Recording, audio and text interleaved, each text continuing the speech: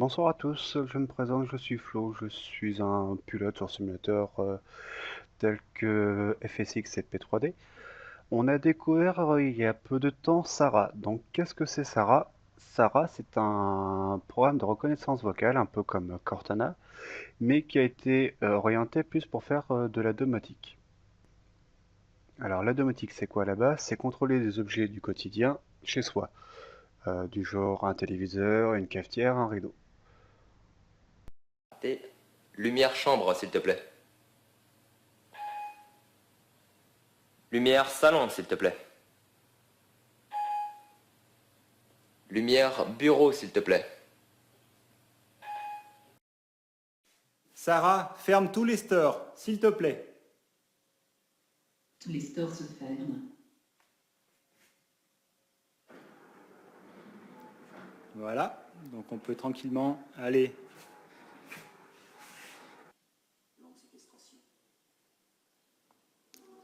Sarah, mets iTélé.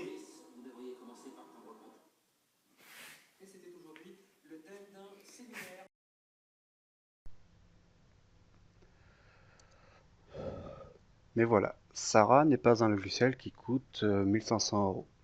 C'est un logiciel qui est en réalité un framework. Donc, pour vulgariser la chose, c'est juste un système d'exploitation, donc un peu comme Windows. Donc tout cela pour dire que Sarah ne sait pas faire grand-chose à la base, mais qu'il est facile de lui programmer donc des plugins pour lui apprendre à faire d'autres choses. Donc il est possible de contrôler d'autres logiciels.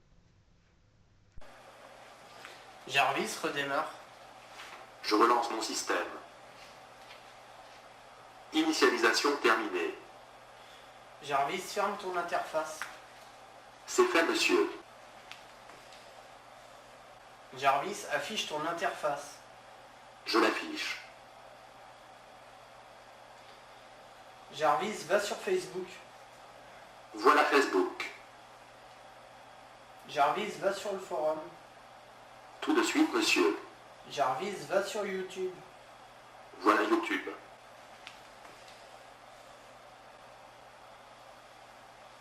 Jarvis, fais voir les documents. Jarvis, fais voir le disque externe. Jarvis, vue globale. Tout de suite, monsieur. Jarvis, suivant. Suivant. Jarvis, valide. Je valide. Alors, sans trop rentrer dans le détail, comment marche Sarah? Sarah écoute en permanence le son qui l'entoure. En fonction de ce qu'elle entend, elle va lancer des analyses. Donc Sarah réagit, on va dire, à deux types de phrases. Donc les phrases simples, donc ce sont des phrases qu'elle a en mémoire, ou des phrases dites évoluées. Donc je vais essayer de vous faire un peu une découpe de la chose.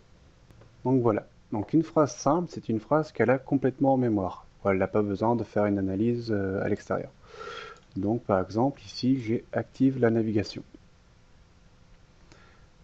Donc si je lui dis Sarah active la navigation, elle va elle va chercher donc la phrase complète et si elle la trouve, elle va exécuter le programme qui va derrière. Donc là, le programme s'appelle NavOn. Je ne vais pas rentrer dans les détails de la programmation. Ensuite, il y a les phrases qui sont plus complexes, où là, on va pouvoir donner un mot-clé, et elle va devoir aller chercher des infos complémentaires. Donc c'est pas elle qui va faire tout le traitement, elle va faire un sous-traitement via les API de Google. Donc dans le cas qui nous intéresse, l'aéronautique, si je devais m'amuser à créer une instruction pour chaque cap, donc par exemple pour aller de 1 à 360 degrés, il faudrait que je fasse 360 lignes. Donc 360 sous-programmes. C'est vraiment ingérable. Donc avec les phrases avancées, en disant le mot, donc je lui ai mis direction parce que pour des problèmes de compréhension, normalement on devrait dire cap. Donc si je dis le mot direction et un chiffre derrière, elle va réagir au mot direction et va envoyer ce qu'elle entend après sur les API de Google. Sarah, direction 150. Pas de réponse du conservateur de Cap. Voilà. Elle a analysé le mot direction et a envoyé le chiffre que je lui ai donné derrière à une API de chez Google. Donc Google lui a renvoyé une version texte de ce que je lui ai dit et Sarah a lancé le programme avec l'information complémentaire. Donc dans mon cas, au mot direction, je lui demande d'aller exécuter une commande pour le heading. Si le programme intermédiaire a répondu, elle me signale donc que le cap a été modifié, sinon elle me dit qu'il y a un problème de communication. Donc au lieu de dire au secours ça va pas, elle donne une réponse un peu plus standard, qu'on va dire pas de réponse du conservateur de cap. Ce qui s'est passé vu que la liaison n'est pas effectuée. Alors maintenant, pour ce qui est de la liaison entre Sarah et le simulateur de vol, donc que ce soit FSX ou P3D, on utilise donc l'API FSX Master. Donc j'ai malheureusement très peu d'informations dessus. Je sais que l'auteur est Paul Jane, mais c'est donc Jenny, une personne qui me donne d'énormes coups de main sur la programmation, qui est tombée dessus vraiment par chance. Donc comment fonctionne le module de Paul Jane? C'est très simple. En gros, il va lancer un web server qui va rester en écoute. Et dès qu'on le contacte sur une adresse en local, donc si on l'appelle et qu'on lui envoie une instruction en JSON, il va l'interpréter et va agir en fonction. Donc on va arrêter de parler chiffon, on va maintenant vous faire une petite démonstration. Je préviens tout de suite, pour ceux qui connaissaient le loi de Murphy, c'est les lois de l'emmerdement extrême. Ça veut dire qu'il y a une chance sur 2 pour que ça passe en travers. Alors on va d'abord commencer par mettre Kinect en surveillance. Et je vais activer Sarah. Initialisation terminée. Voilà, donc Sarah est en écoute, donc on va essayer quelque chose de tout simple. Sarah, tu es là? Sarah, tu es là? Bien sûr. Voilà, c'est un peu comme une bonne femme, elle est un peu dure d'oreille par moment, mais c'est très sélectif. Trêve de plaisanterie. Maintenant, je vais activer le web server, donc le module de Parole Jane. Voilà, donc le web server est en écoute. Donc à savoir que j'ai mon simulateur, donc là je vais prendre FSX pour des raisons vu que je fais de l'enregistrement, ça va me consommer énormément de puissance. Donc je vais prendre FSX parce qu'il va être il est réglé beaucoup plus faible. Donc là, comme vous pouvez voir, le web server indique listening. Ça veut juste dire que la liaison est opérante, donc je le dis doucement parce que Sarah va interpréter. Sarah est prête à piloter. Alors, juste un tout petit tour, il s'agit d'un appareil de FSX standard, il s'agit d'un 737. Et donc, on va aller voir ce qu'on peut en faire. Sarah, tu es là? Comme toujours. Ok, alors, pour l'instant, elle n'a que quelques commandes. Théoriquement, il est possible de lui faire du décollage automatique et compagnie. On n'a pas été jusque-là, on a passé 2 jours à la programmer, enfin 2 jours il faut le dire vite, on a surtout passé 2 jours à se prendre la gueule. Alors, c'est parti, Sarah prend les commandes. Sarah prend les commandes. Autopilote activé. Sarah, altitude 3000. Sarah, altitude 3000. Altitude modifiée à 3000 pieds. Donc là, vous pouvez voir qu'elle a eu, la première fois, elle n'a pas réussi à comprendre. Donc c'est, a priori, j'ai un accent d'ours bulgare. Et la seconde fois, donc elle interprétait, mais elle a été longue à réagir. Donc c'est une phrase évoluée, donc c'est le temps que l'information parte sur les API de Google, qu'elle soit traitée et qu'elle revienne. Sarah, vitesse 245. Vitesse modifiée à 245 nœuds. Sarah, direction 62. Cap modifié au 62. Sarah, course au 62. course modifiée au 62. J'ai du bol qu'elle réagisse, normalement elle n'aurait pas dû le faire. Donc on va continuer. Sarah active le cap. C'est pas ça. Sarah active le cap.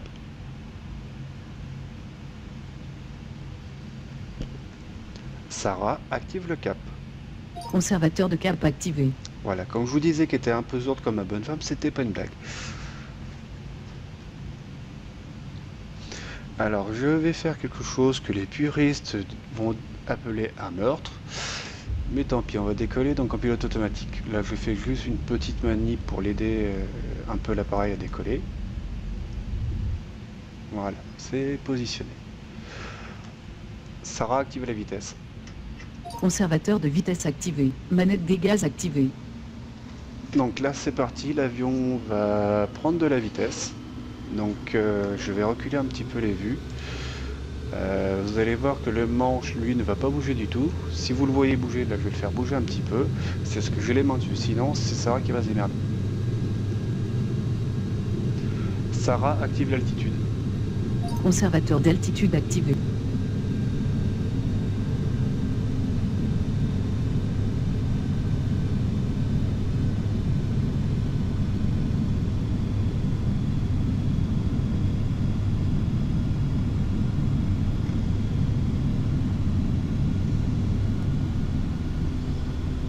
Sarah remonte au train.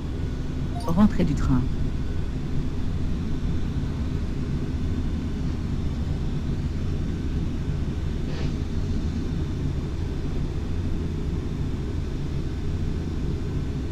Sarah, altitude 5000. Altitude modifiée à 5000 pieds.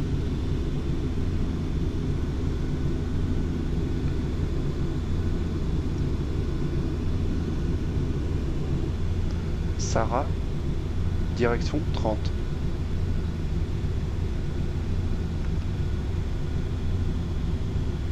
Sarah, direction 30. Je n'ai pas compris. Sarah, direction 30. Cap modifié au 30.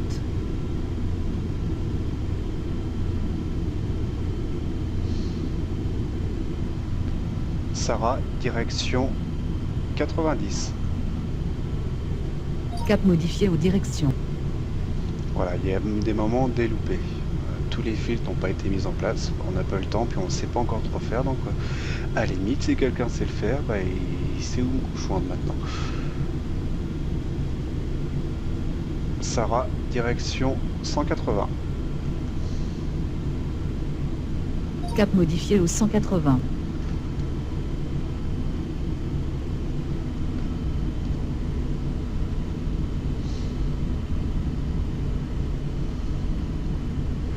Donc voilà, maintenant je vais faire une petite ellipse, parce qu'en gros je fais un petit tour de piste autour d'un aéroport, et donc je vais vous montrer en phase finale ce qu'elle sait faire. Donc voilà, on arrive à la fin du tour de piste, donc c'est toujours Sarah qui te commande. Donc là je vais lui demander de faire l'approche, mais bien entendu c'est moi qui vais terminer le boulot à la fin. Sarah, altitude 3000. Je n'ai pas compris. Sarah, altitude 3000. Altitude modifiée à 3000 pieds. Sarah, vitesse 190. Vitesse modifiée à 190 nœuds. Sarah, active l'approche.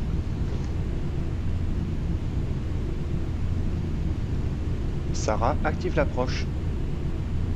Approche activée. Et voilà, c'est parti.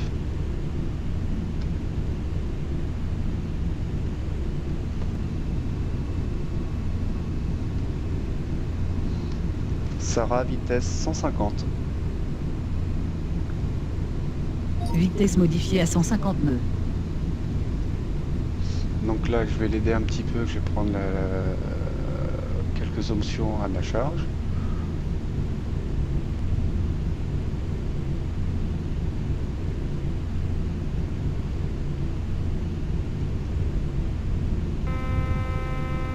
Sarah, sort le train. Sarah sort le train. Ah, oh, j'ai oublié. Non, c'est bon. Sarah ouvre le train. Sarah ouvre le train. Sortie du train. Voilà. Là, en plus, il y a les enceintes qui sont derrière, donc ça l'aide pas non plus.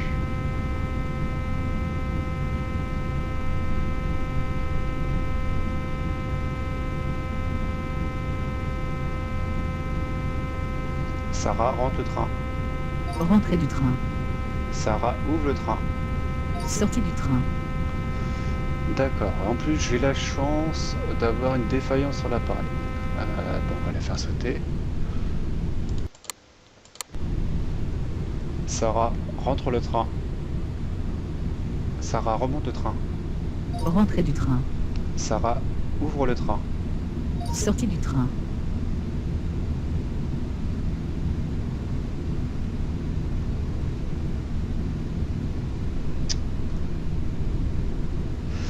Les lois de Murphy, je l'avais dit. Alors, Sarah rentre le train. Sarah remonte le train. Rentrée du train.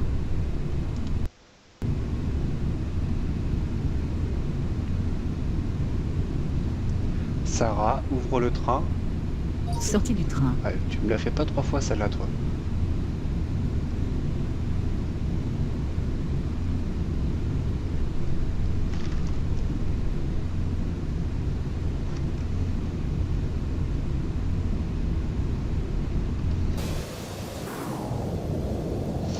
Bon, je sais, c'est de la triche. Normalement, je devrais sortir la tête par le cockpit, mais bon, vaille que vaille. Donc, ce qui est prévu plus tard, c'est de récupérer des informations. Le module est capable de renvoyer quelques informations, donc c'est à exploiter. Donc là, je vais tourner avec une alarme dans les pattes, ce qui va être génial.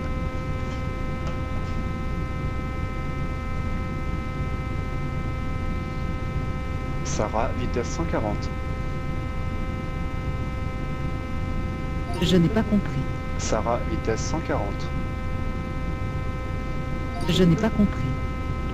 Ah, l'alarme va m'emmerder là. Sarah désactive la vitesse.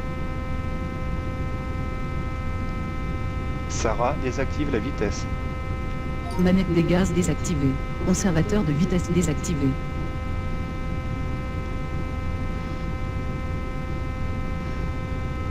Sarah passe en manuel. Autopilote désactivé. Bon, donc là, Sarah ne contrôle plus rien. Il faut que je fasse attention un peu à ce que je dis pour éviter qu'elle réagisse. Donc je vais essayer de me poser et je vais lancer un arrêt en urgence. Je ne prononce pas la phrase parce qu'elle serait capable de me lancer la procédure en plein.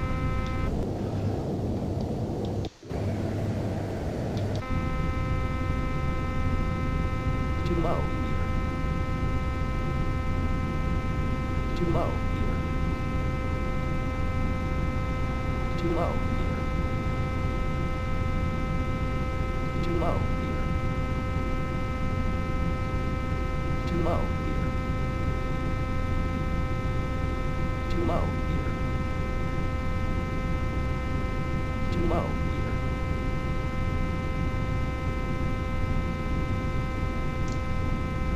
Sarah, freinage d'urgence. Inverseur à pleine puissance. Volet pleine ouverture. Ouverture des aérofreins. Freinage sur les roues.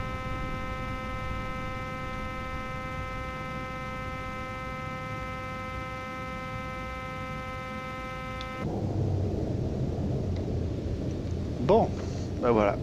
Sarah donc m'a quelque peu assisté pendant ce vol. L'avion m'a trahi, mais Sarah m'a aidé. Donc voilà, c'était la petite démonstration de faire voler Sarah. A plus.